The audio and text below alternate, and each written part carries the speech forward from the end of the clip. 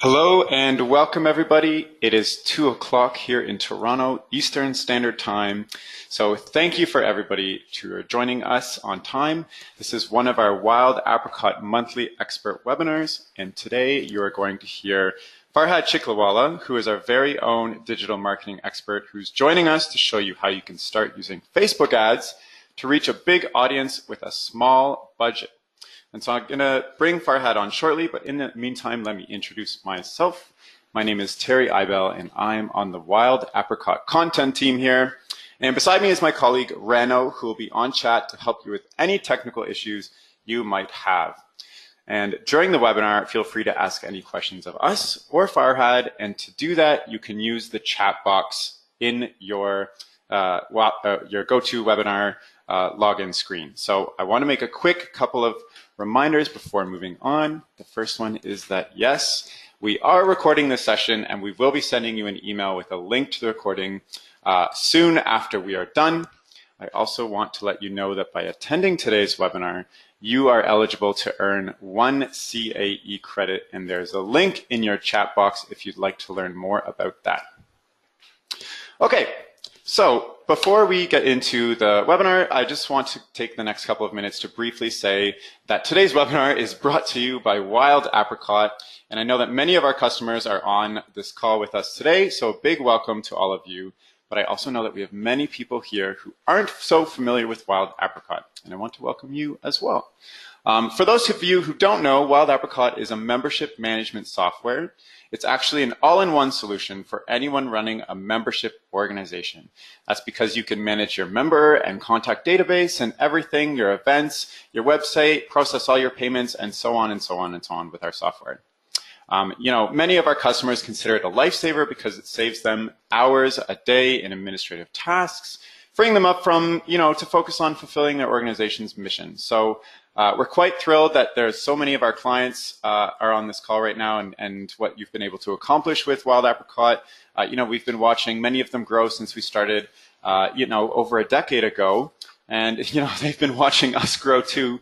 And now there are over 50,000 membership managers using Wild Apricot every single day. So thank you to all of our customers. We've been ranked the number one rated, actually, membership management software solution on the market for the last 5 years. Actually, we were just ranked number 1 again, so we're going to have to update this slide. So that's 6 years now. And while we pride ourselves on helping people with great software, we're also a leading provider of free educational content, which you'll find on our blog and in our webinars like today's. And if you have any questions about Wild Apricot, we're happy to answer them at the end of this webinar. So you're free to stick around with us after the hour if you're able. So now let me bring on Farhad. And here is a great, handsome picture of him. Farhad is the head of demand generation at Wild Apricot. We're lucky to have him because he's a very sought-after expert when it comes to digital marketing. In fact, he's a big reason why over 20,000 organizations have found their way to Wild Apricot and have started using our software. And one area that Farhad knows really, really, really well is Facebook advertising. And today he's going to draw on his many years of experience in Facebook advertising to show you how you can use Facebook's ad platform to attract and engage more members yourself. So, Farhad, take it away. Great. Thank you, Terry. Thanks for the wonderful introduction, and thanks for having me. The Wild Apricot Expert Webinar Series has been kind of a hallmark here at Wild Apricot for many years now, and very proud to be a part, to play a small part in this. Our Terry and Donald, our colleagues, do a great job of putting these together, and I'm very proud to hope to impart a little bit of my knowledge and try to get you excited about some digital advertising. So let's get started. So I want to quickly run through today's agenda. I have about maybe 45 to 50 minutes to get through this, and then we'll leave a little bit of time towards the end for questions.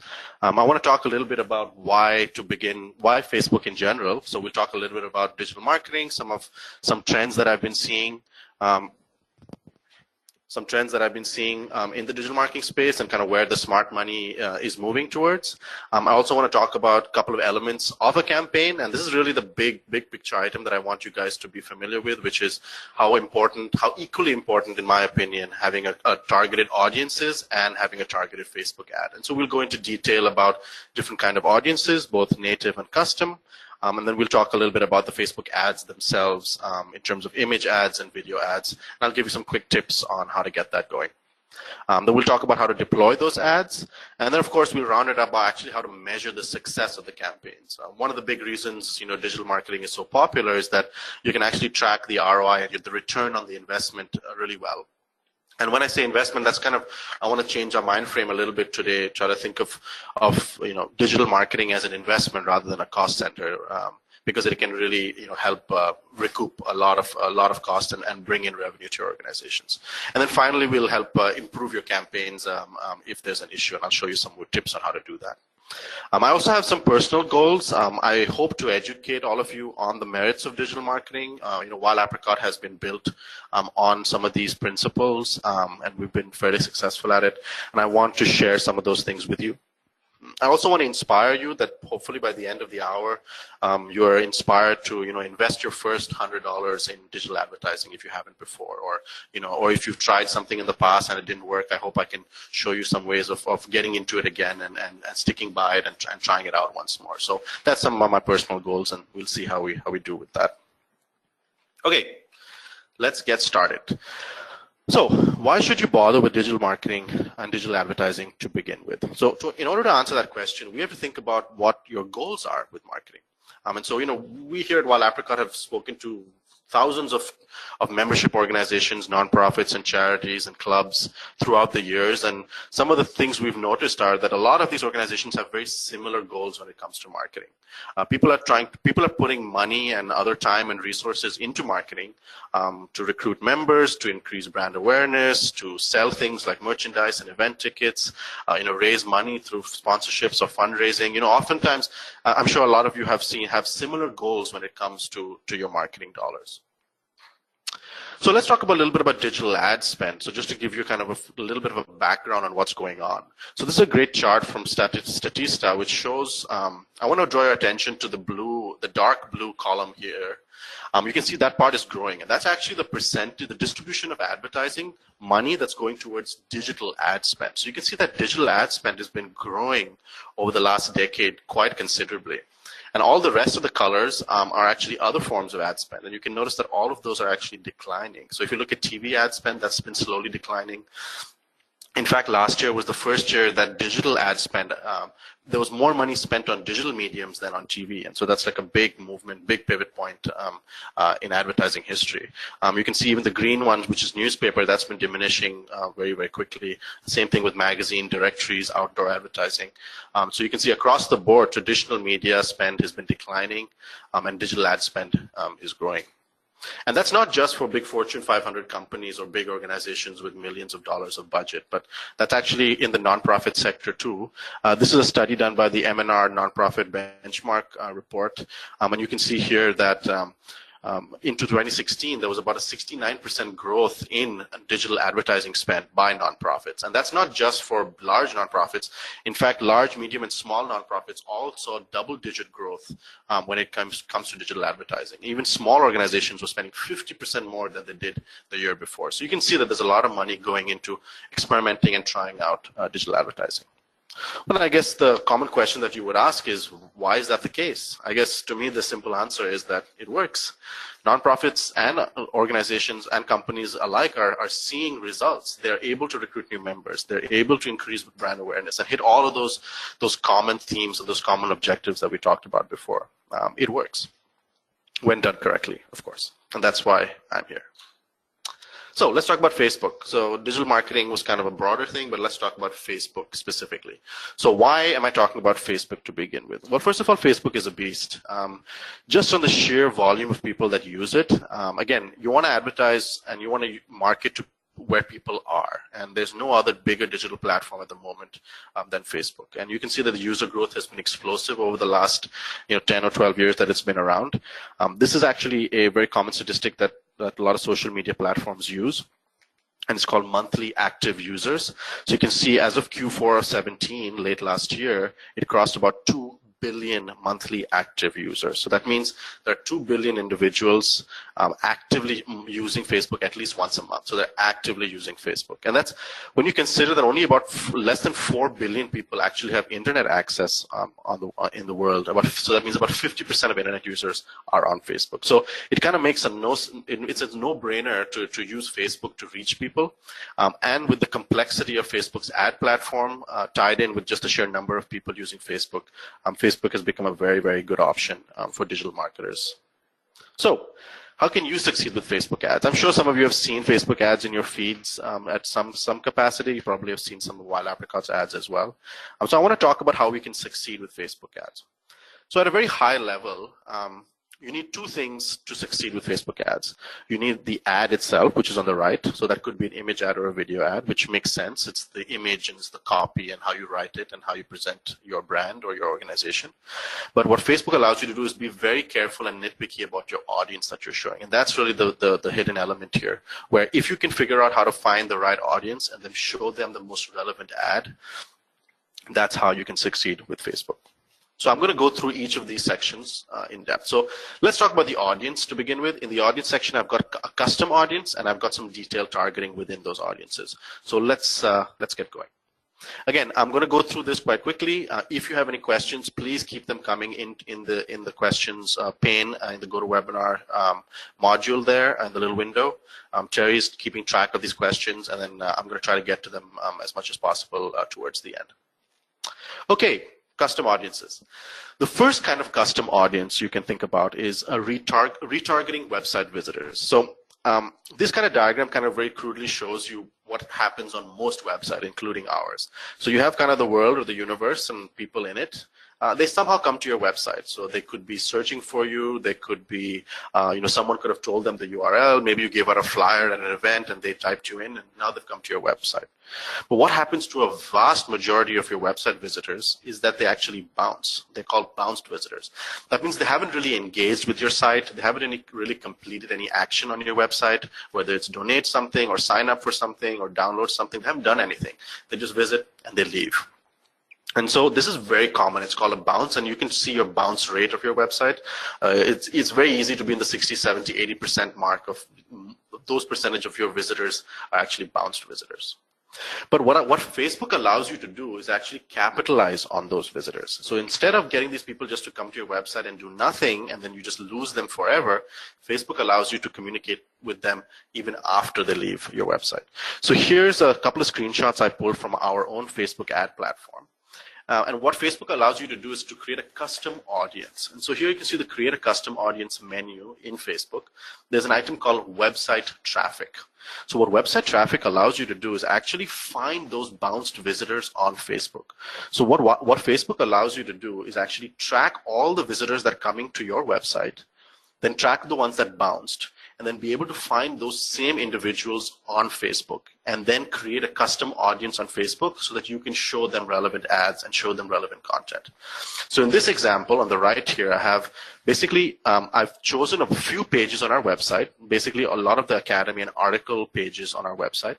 And I've asked Facebook to create an audience of people who visited these specific pages in the last 180 days.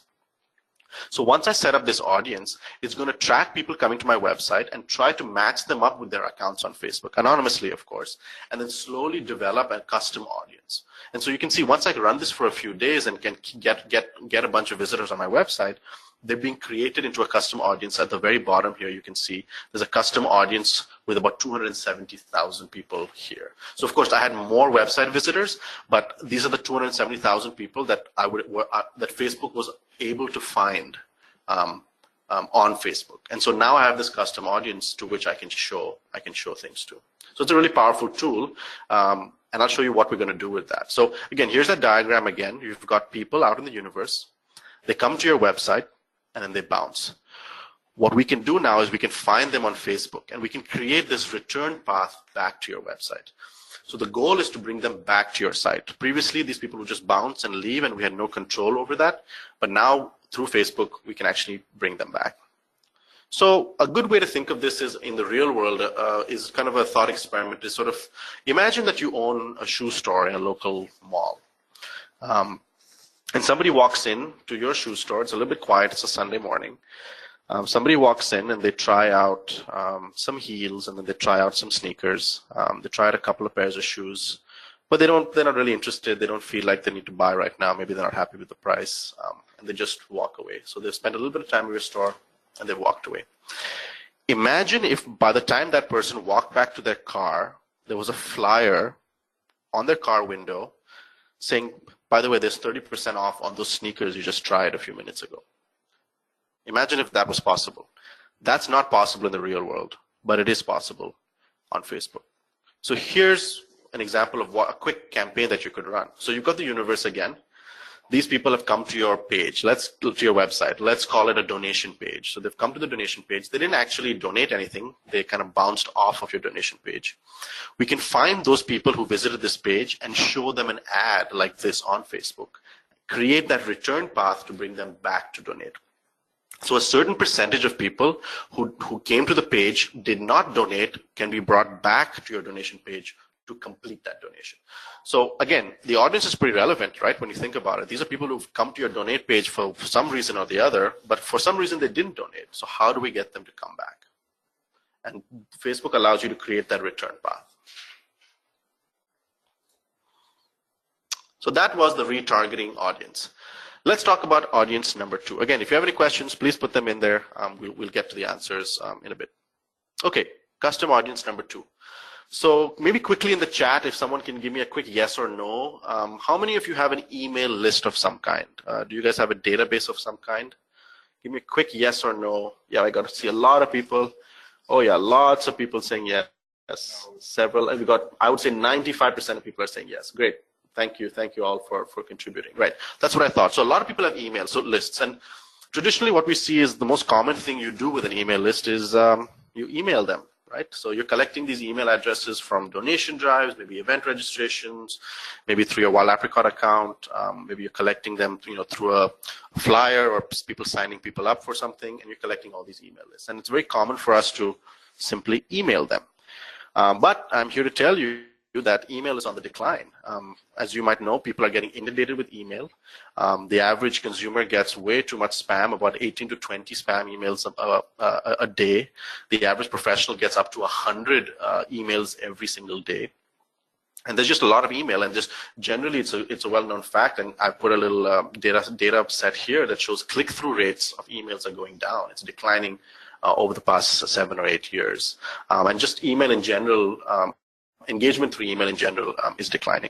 So, but I want to show you what you can do instead with this email list. This email list is extremely valuable. It's an asset that you've been collecting over time. It's your data, you own it, and you should be able to actually get some return on your investment here with this email address. So let's try doing this instead. So Facebook actually allows you to upload your email list onto Facebook's platform. So again, here's kind of the universe. You've got people in your database and you've been collecting emails for years. What you can now do is you can actually export that data into an Excel file, into a spreadsheet, and then upload that spreadsheet back up into Facebook. And you'll be able to find those people on Facebook. So let me show you what that looks like in the UI of Facebook. This is called an email list audience. Again, if you go to create a custom audience, there's something called a customer file. And all you literally simply have to do is drag and drop that Excel sheet into here, and that'll have the list of all your email addresses that you own, and you can put that into here. And then what Facebook will try to do is try to match up those email IDs with people who use that email ID on Facebook. So you're actually converting your email list into a Facebook audience. You're finding the exact same people there. So here on the bottom, you can see I've got an example of an email list audience. So I just took our whole Wild Apricot's whole email list and put it up here just for an example's sake. And you can see it created a custom audience of about 190,000 people. And of course, I can imagine some of your list will be much smaller than that, but that's okay. You can still create a custom list with a small list over there. So now think about this. You've created a completely new medium to talk to people now. You've been able to find those exact same people who gave your email address on Facebook. So you can actually kind of go wild with this now. You can create custom audiences for all sorts of lists. So if your database is well segmented and well tagged and has been maintained well, you should be able to tell different activities, different contact records have been doing. So for example, if you know certain customers or certain email IDs in your database have maybe registered for the annual conference or have donated in the past or have been a volunteer in the past, you can create custom lists for each of these. So you could have a custom list for your volunteer list, a custom newsletter subscriber list. So you can create multiple audiences on Facebook using that Excel data, using their email addresses. So what do we do with this? Now we can pair up this custom audience with a relevant ad. So let's look at the first one. So we have 2017 annual conference registrants. So these are people, I have an email list of people who signed up for last year's annual conference. So it makes complete sense to show them an ad for 2018's annual conference, right? They're the most likely to come and get back again. Same thing with the fund run donors. If we had fund run donors that donated at some point in the past, I can create now a custom list, upload my Excel sheet, and show them an ad for donating for the new rec room, for example. Same thing with the volunteer list. If I have a past volunteer list, now I can show them an ad to volunteer again for a charity drive and get them to sign up. So we're matching up that custom audience with a very relevant ad. So that's the custom audience. I'll give you a couple of examples. We talked about the website retargeting. So these are people, you can find people who visited your website, and you can actually upload your own email list up onto Facebook and then create a list that way. So that's your custom audience.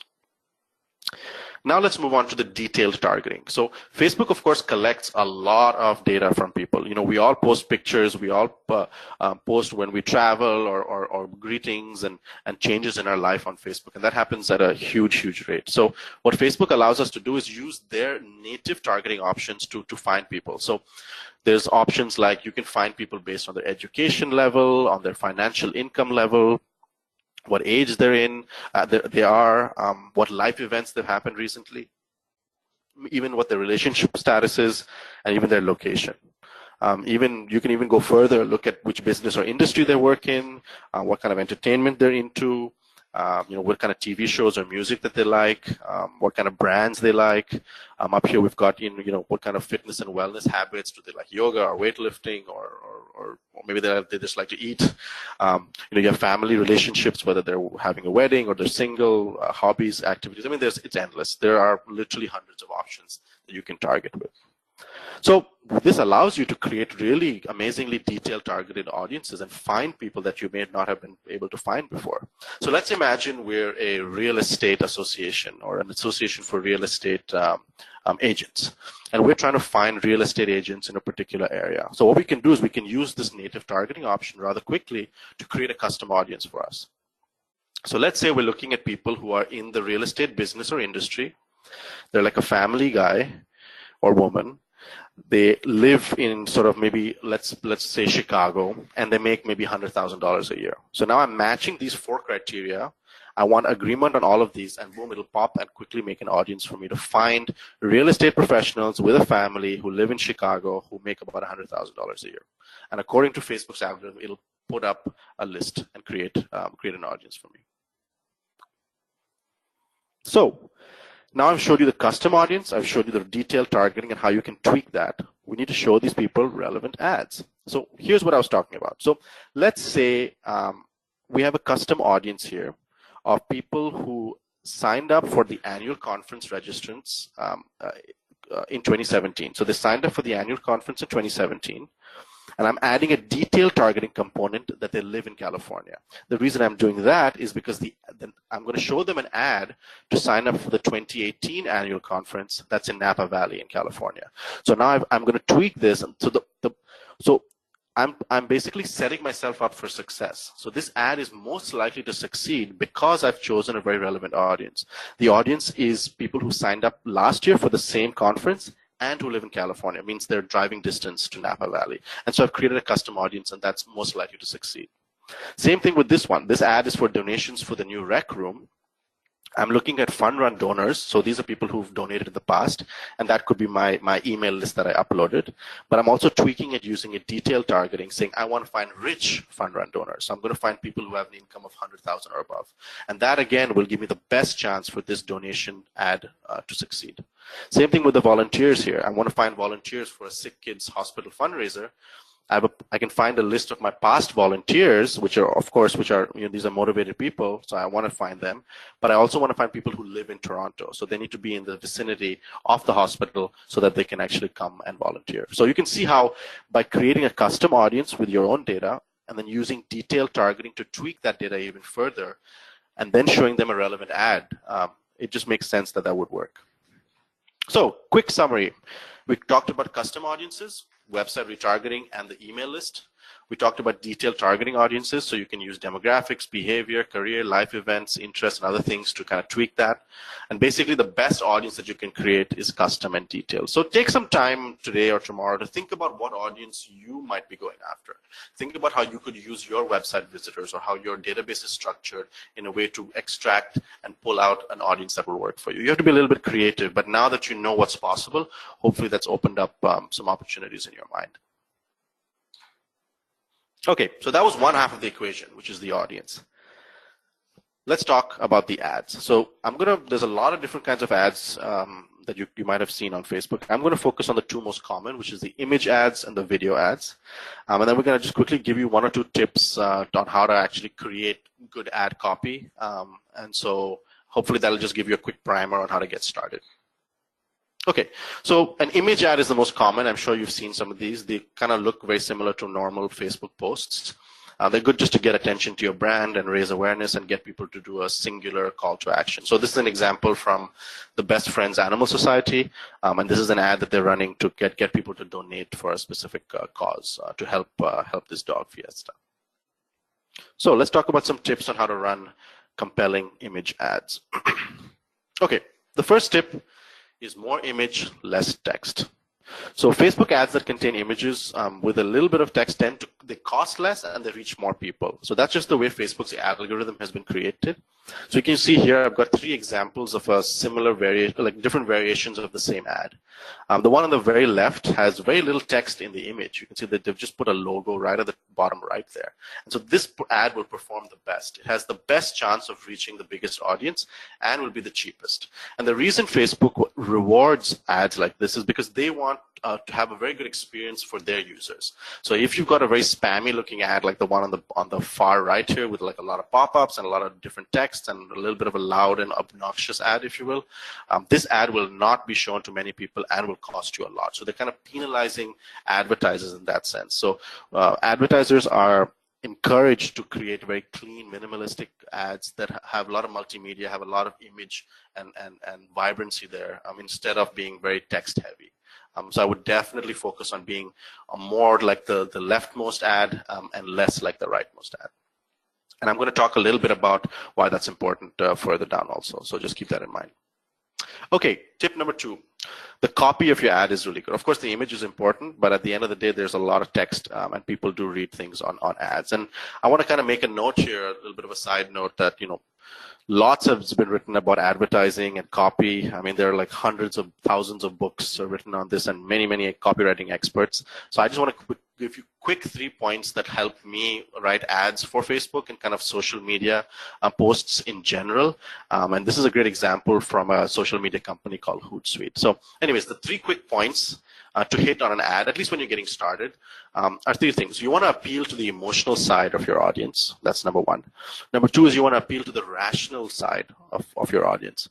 And number 3, you want to show social proof. So this is a quick 3-point checklist to get you started on some social posting and social advertising. So let's go through this example.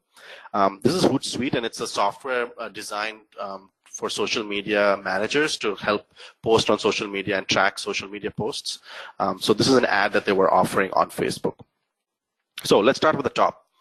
Start saving time on social. That's the very first headline. So that's a very emotional kind of appeal. It's a clear benefit statement that goes towards the user and say, hey, you can save time. There's a quick benefit here. And that's a very emotional statement. The next one is a rational statement, which talks specifically about the great features. So you can actually manage all your social networks from one simple dashboard. Super rational, very appealing to their audience, which is social media managers. And so it's a very rational and smart thing to do there. The image itself also is kind of happy and relaxed and shows someone having a good time using the software. There's another rational statement in the headline here that shows free 30-day trial. Wild Apricot also has that, and we use that in our ads as well. Again, it just kind of shows, the very rational thing. There's no risk. It's easy, and it's free to get started. And then this shows social proof, which is a very, very powerful tool in social media. Shows that you can join 10 million plus professionals that are using Hootsuite. So that's, wow, 10 million users. That just adds this aura of legitimacy, adds this layer of trust on top of the brand. And so that's just a quick way of looking. There's a great example here of just hitting the emotional appeal, having a rational appeal, and then finally showing some social proof to tie it all together. So here's just a quick example of some copy that can get you started. And here's a good example from the nonprofit industry. It's a great organization called No Kid Hungry. So you can see the very first line is a very emotional appeal. In the United States, 1 in 5 kids struggles with hunger. You can help. So very clear emotional appeal there.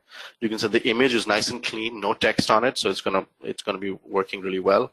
And there's a very rational appeal at the bottom that says, $20 provides 200 meals for kids. It's a very open statement, rational statement, and it's like almost like a no-brainer. Oh, I should donate. And then you can see there's also a very clear button here, call to action, that says donate now. So it's a very specific thing they want you to do. So in that sense, it's a really good example. My bet is if they had selected a good audience for this ad would have done quite well. Okay, so that's the image ads. Let's quickly talk about video ads, which is something that is growing more and more popular by the day. So here are some tips for creating some compelling video ads. The biggest thing with video and social is capturing attention. You have to capture attention really quickly. On social media, there's many studies done just in general. In the new generation, we have of computer literate young people where attention spans are declining. People aren't reading books or long articles anymore, and people want to consume things very quickly. So capturing attention on video early is very important. So here's an example. This graph is a screenshot I took from Facebook of one of our video ads early on, probably 2015 or 2016 when we started video ads. You can see that the audience retention, the video is only a minute long, less than a minute long. You can see the retention spiked at the beginning and then how quickly it dropped off. By 15 seconds in, we had lost two-thirds of the audience. And by a minute in, we only had maybe 4 or 5% of the audience left. So you have to capture attention quickly in order to keep this curve, less dramatic and keep people listening and watching till the end. So some tips here is you really want to start your video with the most compelling part first. You want to avoid long intros or opening sequences and montages and that kind of thing. It's not like a traditional high production value ad that you might see on TV or on YouTube even, but on Facebook you really want to keep it to the point and get to the point very quickly. Another thing that we noticed that has worked really well is using captions. So you might have seen this on some videos that you watch on Facebook, that captions automatically show up. And of course, not all of us can at any given time, listen to a video when we're out and about on our mobile phones, but the captions can help keep us engaged and watch a video, so-called watch a video, without having to actually listen to it. And so there's a company called Instapage. They did a test a while ago, and they saw that by adding captions onto their videos, they saw higher total view time, more reactions, higher reach, more engagement, and we've seen the same similar thing on our videos. So I would suggest trying to figure out if you want to do video ads, create a simple way to put in these captions. A quick tip I want to give you is there's a service called Rev. It's just rev.com, rev.com. And for short videos that are like sub 2 or 3 minutes, they actually offer transcriptions for $1, like literally $1, $1. And we use them all the time. They have like within 24 hours, they can give you a file that you can upload very simply and get some captions going. So I love the company and they do a great job. So definitely, if you want captions, check them out at rev.com. One thing I do want to talk about, I get asked this a lot, especially about video ads, is the investment that you have to go into it. There's a lot of people who say, there's a lot of cost of production and we need fancy equipment and we need editing and all of these things to get video right. And my answer is usually, I haven't found that to be the case. My philosophy is that sort of content is king. If you're putting out relevant, valuable content out there in the universe, it'll all come back to you. There's some kind of cosmic social media karma of some kind where if you're putting good out there and solid information out there, you'll get it back twofold. So here's an example on the right of one of the original ads that we did on Facebook, and that's Shiv, our CMO, in our supply room, and I had a little iPhone 6 taking a video of him, and there's no lights, there's no mic, it's just literally an iPhone, Shiv and myself, and we created one of our first video ads just to get started. And that was kind of our foray into it. Of course, now as we've learned things, as we've seen some success and gotten some ROI, we've invested in microphones and lighting, maybe a little bit of camera, some production value, and you might have seen some of our ads with those. But again, we started just like everybody else, just experimenting. Literally, you could film, edit, and post all from your iPhone or Android phone. And so really there's no excuse to get started on video. So I just wanted to make that point. So why have I been talking about these tips on ads and on video ads and image ads? And so why are we trying to improve these ads? There's actually a very, very tactical reason to do that, and it's something called Relevancy Score. So Facebook actually assigns a relevancy score to every single ad that you create on Facebook. And the relevancy score basically is like, it's a score to say, hey, how good or how relevant is your ad to your audience? And Facebook assigns this automatically to all ads based on its performance. And the reason it's important is the higher your relevancy score, so here on the horizontal axis is a relevancy score. You can see it starts at 1 and goes up to 10. The higher your relevancy score, two things happen. You can see the green bars are the click-through rate. The click-through rate goes up as the relevancy score goes up. So that means that's the percentage of people who click your ad from the subset of people who see your ad. So there are more people who will click your ad if your relevancy score goes up. And the blue line is the cost per click, which is this line graph. That actually is coming down. So you can see as your relevancy score goes higher, the cost per click comes down. So that's the actual dollars or cents that you are charged per click actually comes down. So you can see it has tremendous effect on your ROI of your ad. If you can increase the relevancy score, not only will more people click your ad, it'll actually be even cheaper for you. So again, this is Facebook's way of incentivizing advertisers like ourselves and like you to create very relevant ads and invest time in creating awesome ads, because in the end we'll get better results and it'll be cheaper for the advertiser. So this is something to keep in mind. You can quickly find it in your UI of Facebook, the relevancy score for each ad. It's tough to get it up there in the 7 and 8 and 9 range, but it has been done, and it's something worth experimenting with. Okay, so a successful Facebook campaign. We've been through both things, the audience and the ad. We create a really customized audience, and then we show them a really customized ad. And the marriage of those two should set you up for success on Facebook. But how do we measure this success? This is the key question here. That's a big reason why digital marketing is exploding, is because you can actually start measuring things at a level we've never seen before, at a micro level of how every part of your advertisement is performing. And we've never been able to do this in traditional media. So let's talk about this. So there's a lot of jargon when it comes to tracking things on digital. I'm sure you've heard of some of these acronyms: CTR, CPC, pixels, clicks, CTR, click-through rate. There's a lot of stuff out there, and it can get really confusing, especially when you're getting started out. So I want to kind of focus and hone in on 2 or 3 of these things, 2 or 3 of these statistics and metrics that you should be tracking to measure the success of your ads. And so the best way, I feel, to explain this is to go into a little bit of a story mode. So let's get in the mindset and look at an example here. So let's say we're having a 2018 fundraiser in Napa Valley. You can see I'm using a lot of wine examples. I love wine. I was in Napa last month, and I'm obsessed with it. So I am going to continue with this example. So you can see we're going to have a nice, fancy fundraiser. We've got a beautiful room there in the valley. We've got some nice Pacific. Does it look like some nice Pacific fish there? We've got some wine being served. And this is kind of our event. We're hosting a nice annual fundraising event at the end of the year. Some constraints we have. We know that the price of our ticket is going to be $175. Again, I'm painting a picture, trying to create an example so we can understand how we can track Facebook ad spend and track our ROI. So we've got the price of a ticket, which is $175. We also have a goal that's been given to us by our board, which is we want to raise $100 from each attendee. That's our goal. So out of $175 of the price of the ticket, $100 needs to go as a donation from the attendee. That's the idea. This is a fundraiser after all. So let's look at the costs here. So in order to actually understand how a Facebook ad or any digital campaign can succeed, we need to understand what we're spending first. So let's look at the fixed costs per person. We have, let's say, about $30 for food. Let's say we're spending $10 per person on the location, on the room. We have maybe a local band that we know, and we're going to pay them $10 a head roughly. And we know that we need $100 of this needs to be allocated for the donation. I'm counting it as a fixed cost because that's just part of our goal, and we want to be able, this is non-negotiable. We really want to put in $100 for every ticket into a fund. So we have all our total costs added up. Our total cost is $150. And if you remember, the price of the ticket is $175. So by those two metrics, we have our costs, which is $150, but we have our income when we sell the ticket, which is $175. By subtracting the two, we now have what we call an acquisition cost. And so that's a new term I'm going to introduce. The acquisition cost is $25.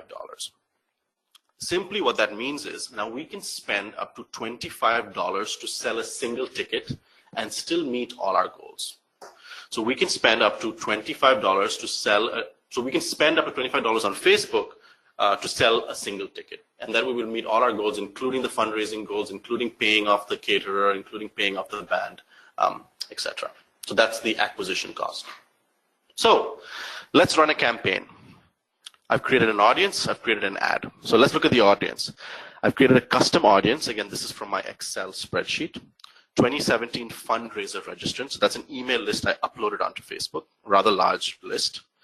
Then I have some detailed targeting on Facebook. So I've combined both the custom audience and the detailed targeting.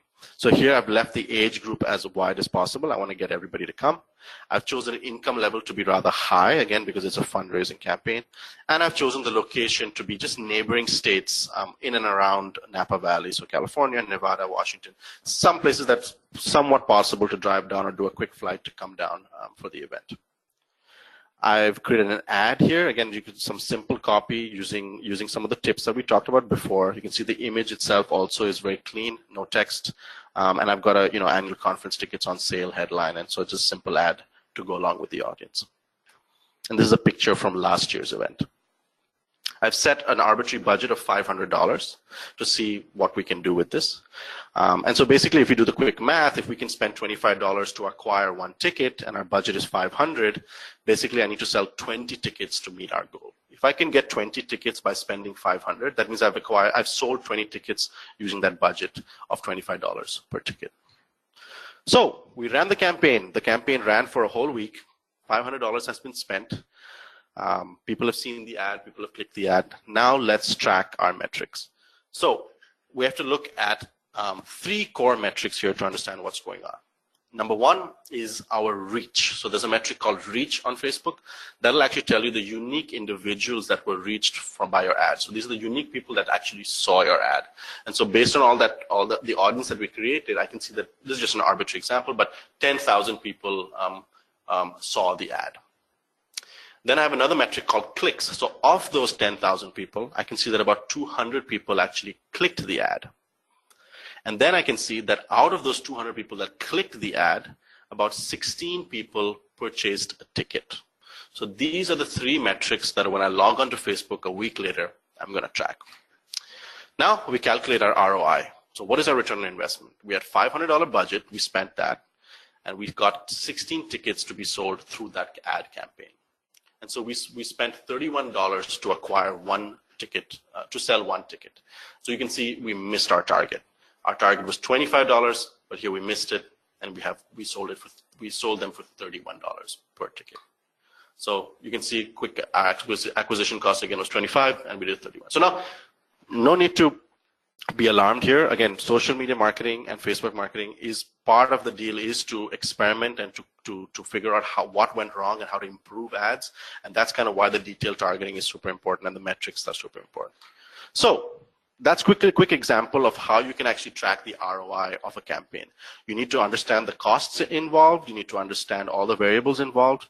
You need to understand how much you're willing to spend and create an acquisition cost target for yourself. So how much can we actually spend to get a certain outcome, whether it is selling tickets, whether it's getting someone to donate something, whether it's getting someone to volunteer for something. You need to have that cost upfront as a goal to target towards. And so doing the math, kind of simple math that I just did for any one of your campaigns could prove very useful here. Okay, but as we said, not necessarily all campaigns will work, but no need to worry, no need to give up. There are ways to improve the performance of these ads. So here's the example again. The same metrics that we saw earlier, 10,000 people, of which 200 clicked the ad, of which 16 people purchased the ticket. So what we want to do now is we want to calculate our conversion rates. We want to figure out the conversion between all these stages. So as quick division, we get these two metrics. So of the 10,000 people, 200 people clicked it. So that's a click-through rate of 2%. 200 over 10,000, and we get a click-through rate of 2%. 2% of the people who saw the ad ended up clicking the ad. So that's our first metric, our baseline metric of what happened. The second metric is our on-page conversion rate. So 200 people clicked the ad, therefore 200 people were actually on our page to sign up for the event and to buy a ticket, of which only 16% signed up. So we have about 8% conversion rate. 8% of the 200 clicks actually bought a ticket. So now we have this baseline. So how do we improve performance? We need to improve these rates. If we can improve the click-through rate, that means we'll have more people coming to the website, which means we'll have more people to purchase the ticket. Or we can improve the conversion rate on the page. So now if we have more people coming to the page and more people who are converting and buying a ticket, you can see how that can multiply really quickly. So here are some variables of things that we can do. So to improve the click-through rate, think about who these people are. These people are people who are viewing the ad. And for some reason, a big chunk of these people, only 2% of people clicked the ad. So something's wrong with the ad there. So maybe we can improve the copy. Maybe we can improve the ad image or the video, or maybe the budget is wrong. Something here is not working, and we can improve this click-through rate a little bit. We want to convince more people from this 10,000 group to actually click the ad. So here the variables are within the ad itself. And within the conversion rate, now these are people who've already clicked the ad. So now they've come to your website or some kind of web page to perform the action, in this case, buying a ticket. So now we want to improve the landing. What are the variables here? The landing page, the user experience on the page, maybe the form isn't quite right. Something's not quite right on your page, and that's why only 8% are converting. How can we make this 9%? How can we make this 10%? We have to improve the actual landing page itself. So let me share some examples of some tests we've done internally at Wild Apricot. So here's an example of a test that we did last year for our membership online summit. So I ran an ad to get people to sign up for this summit. So you can see I've got two examples of this very similar ad. So everything was the same in this ad. There's the same video script, same animation, same copies, the same audience, same budget, everything's the same. All I changed was the delivery, the person who was delivering the message. On the left, we have Terry, who was delivering the message, and on the right, we had Lena, who was delivering the message. So it's exact same ad, just a different messenger. And so we saw actually dramatically different results here. So I actually want to put up a quick poll out there, if Terry can just launch a poll. So which ad do you think won? Do you think Terry's ad won? Do you think Lena's ad won? Or do you think it's a tie? And there was no difference. Okay, I'm seeing a lot of polls coming in. We have one very clear winner. Let's give it another quick second. You have 2 more seconds. Okay, we're going to close it. We got enough now. Okay, so we have an overwhelming victory. Most of you people think that Lena won, with 67% saying that Lena would have won this. And your guys are right. I just look at the results here. We ran this for a while, and you can see that Lena actually did win this particular test that we ran. And so I have the conversion rate here. You can see that Terry's ad actually converted at about 10%, while Lena's converted at 18%. And so this actually showed you the quick example. They were both these ads were going to the same page, but because the messenger was different, somehow the whole experience changed, and the conversion rate of them clicking the ad to them actually signing up was different and much higher with Lena. So as soon as we found out this, sorry Terry, we had to axe his ad, we paused his ad, deleted it, and we ran with Lena all the way, and that got us much better results. So here you can see just a quick subtle test can show you a great example. Next one. I have a page. So we talked about the landing page and how that can be different. So here's a landing page, 2 examples of the same landing page, really. Version A is a very simple, kind of bland, text-heavy landing page. The idea here is for people to download a certain checklist. And on the right, we have version B, which is a much more jazzy version, better designed by one of our designers, Marina. So which one do you think won here? I'm going to put out a quick poll. A, B, or it's a tie? Wow, okay, we have one clear win. I think we can stop it here. So obviously, most of you thought that B would win. 82% think that B is going to win, and you guys are right. B won by a landslide. In fact, it converted 5 times more than the old landing page. Just a caveat here, this was organic traffic, wasn't necessarily paid traffic, but nonetheless, the point stands that, the on-page experience can have a big impact on what's going on. So imagine if that page earlier, with the conversion rate is 8%, if we would improve this page somehow and that jumped to 10 or 15%, I mean, it's hard to do that, but if it were to get there, then we would be selling a lot more tickets than we thought. And now the return on our investment would be much, much grander. So what I said earlier wasn't entirely true. The truth is, to succeed with Facebook, you need 3 things to be in line. You need an amazing audience and a custom audience that you've tailored. You need a great ad with some of those tips that we talked about, and including some experimentation there to find what works. And then we need a really good landing page and a page that you take these people to so that they have a great experience on your website. If you can figure out all these 3 components, that really sets you up for success on Facebook. But of course, you'll need some help. It's perhaps easier said than done. You're going to need some help from your web team and the tech guys in your organization, because you're going to need to install some Facebook tracking, some Facebook pixels, some conversion pixels that can help you track the visitors to your website. It can help you track, whether people actually signed up for an event or so, whether you sold a ticket or not. All that information needs to be sent over to Facebook. So there's a little bit of basic work for your web team to get that stuff set up. Okay, so let's quickly wrap this up. I hope we've been through a lot and you've learned a few different things. We talked about digital marketing and its growth. We talked about how a successful campaign really needs an audience, an ad, and a page. How the best audiences will be a blend of both native and custom audiences. We talked about ad types. We talked about how to measure our ROI. And so I hope you've had a good time listening to all of that. I want to quickly just mention my 2 goals when we started. And I hope we succeeded with those, which is trying to make you learn a little bit more about the power and make you a little bit more aware of the power of social media marketing and Facebook marketing in particular. And then finally, I hope I've inspired you to at least get started and start thinking about where Facebook advertising or where digital marketing in general can fit into your organization. And I want you to know that you can get really started at a really low budget, at a really small cost, just to get started and see how it goes. So I hope at least some of you have met some of those goals for me. So anyways, thank you very much for your attention. I know we've been through a lot, and Terry's got a few questions for me. Terry? Let's get into some questions. Wouldn't this also reach people who haven't bounced, everyone who came to your site? Yeah, so there's a couple of ways to do that. That's a question from Albert. That's a great question. So that's based on our retargeting visitors. So you can find people who have. So you can actually exclude those people. So within the targeting options, there's a way to include people who visited a site and then exclude people who performed a certain action. Maybe it could be visit another page, or maybe if they signed up for something, you can actually exclude that audience. So there's a way to exclude audiences, and that way you will not be showing an ad to people who actually performed an action. So you can only focus on the bounced visitors.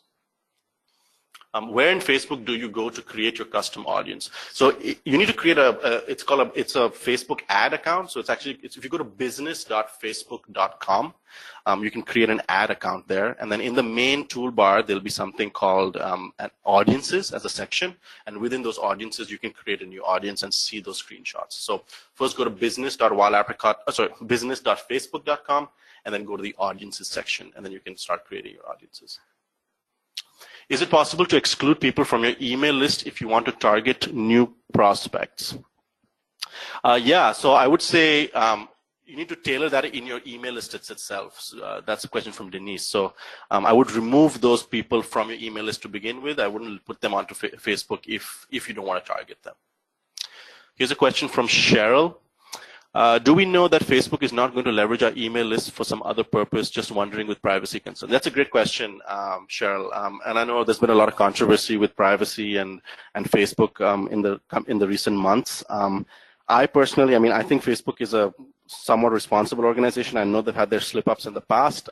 They're a privately, they're a public company rather, with a lot of scrutiny on them, including the government. And I think there's going to be some more regulation coming their way.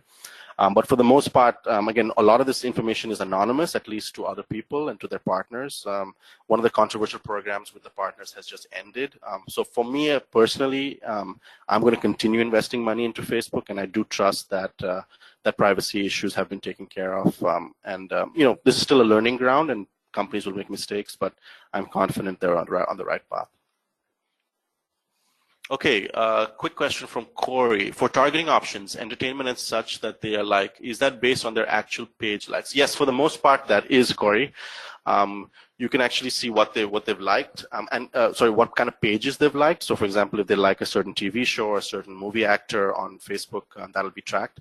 But I believe it's also based on some other activity. So, if they're liking a post from a friend who's talking about Vin Diesel, or for example, or some other movie, that gets into it as well. But the pages is the majority of it. Yes. Okay. Last question. I think we only have time for one more.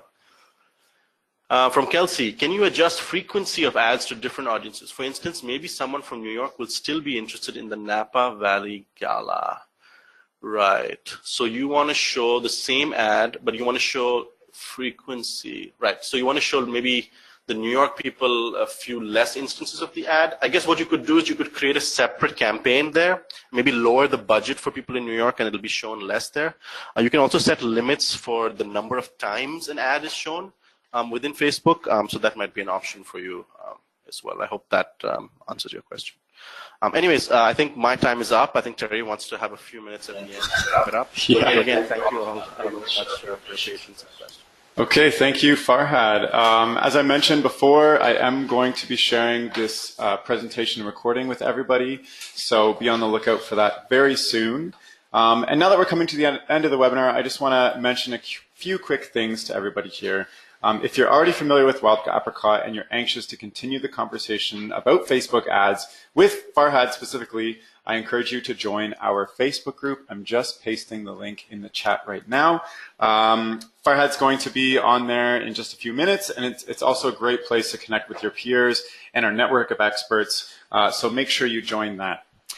Okay, so just a few other notes here. If you're new to Wild Apricot, I want to let you know where you can find more of our free educational content, and that is on our Academy. I'm going to paste the link for that as well right now.